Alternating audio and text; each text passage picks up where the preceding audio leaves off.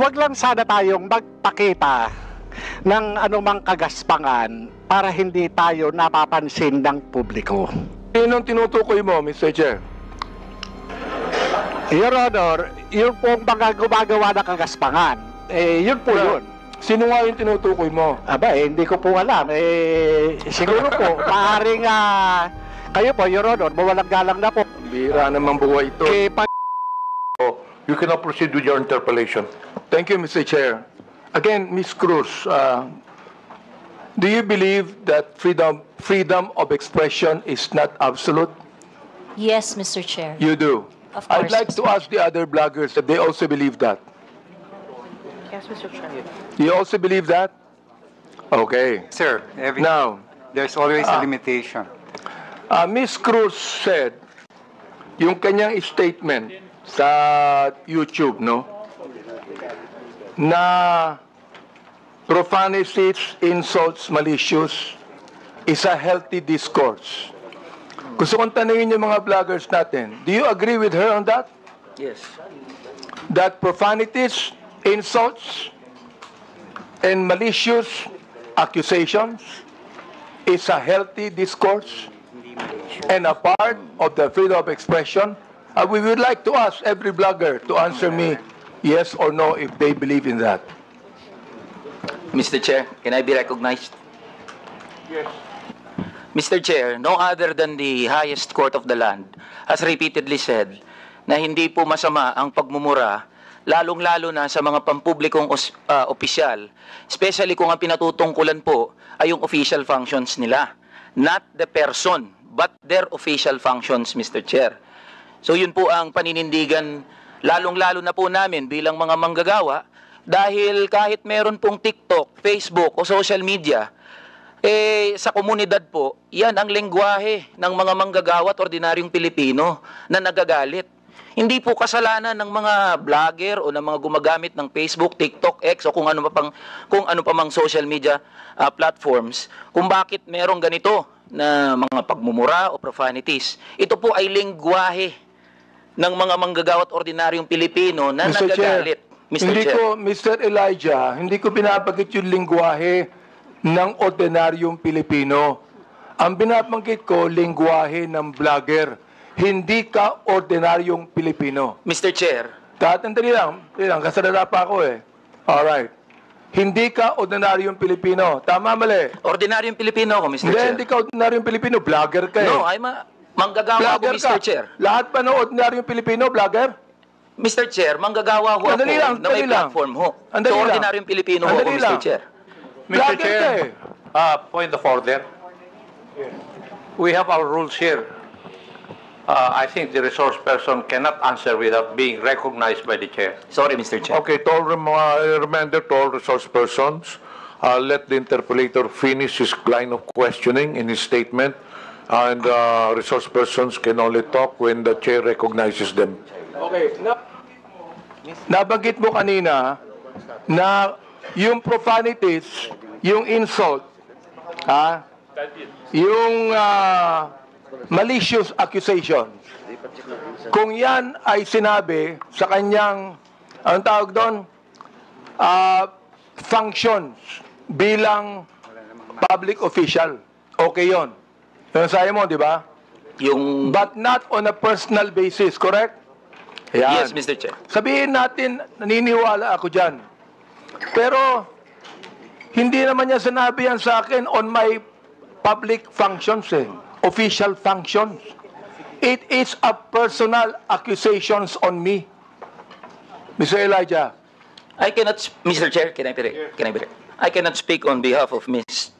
Joey, Mr. Chair. Inaano ko lang yung sinabi mo. Yes, Mr. Chair. Okay.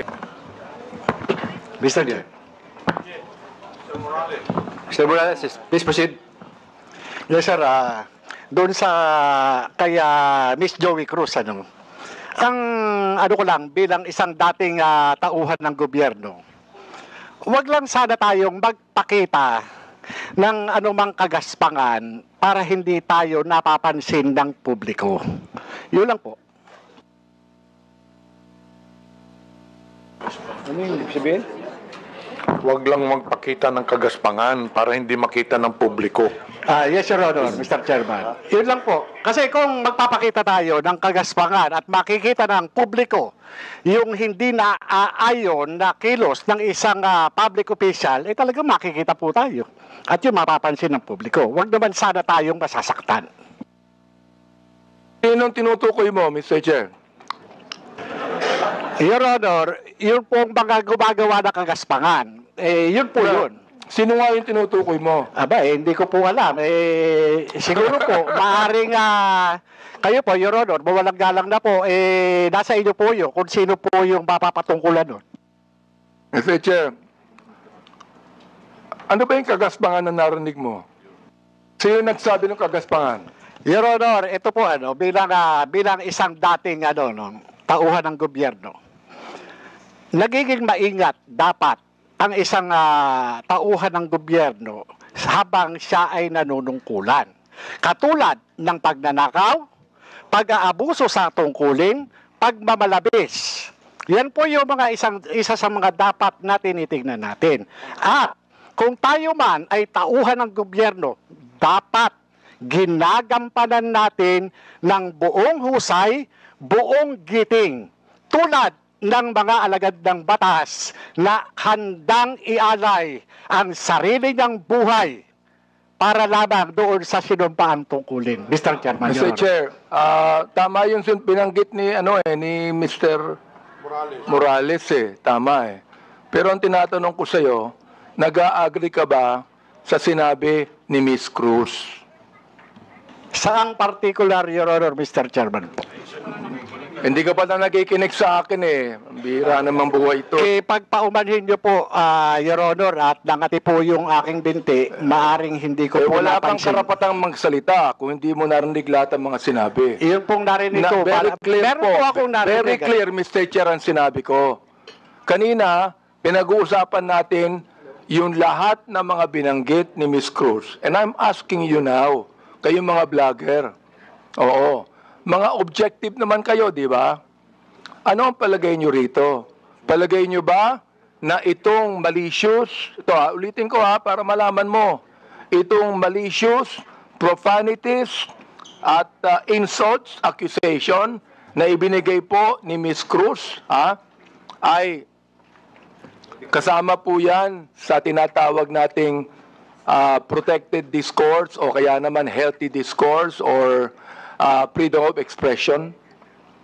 Yun po pinoprotektahan ng batas. Ito po yung pong opinion o saloobin ng isang mamamayang Pilipino patungkol doon po sa pagkukulang ng isang public officer. Yun po hindi pinoprotektahan ng batas. Ito po yung pag-iingganyo ng paggawa ng illegal o labag sa batas. Yung pagkukulang, Mr. Chair, kung walang ginawang illegal, may karapatan ba siya? Kung walang ginawang illegal, Your Honor? Depende po Depende po sa napapansin at doon po sa nagbibigay ng opinion, Your Honor. Miss Joey, meron po ba akong ginawang illegal? Meron po ba? Nothing that I said in the Yun, vlog. wala akong ginawang illegal. Meron ba akong ginawang immoral? There are things that I may not agree. You because may of not agree, that's differences. fine Yeah, with me. Yeah. Pero ang tinatanong ko, meron ba akong ginawang immoral? Differences I in agree values, that there Your are Honor. some things that you Differences do in- not agree. Okay lang yun sa Differences in akin. values, Your Honor. Di ba? Pero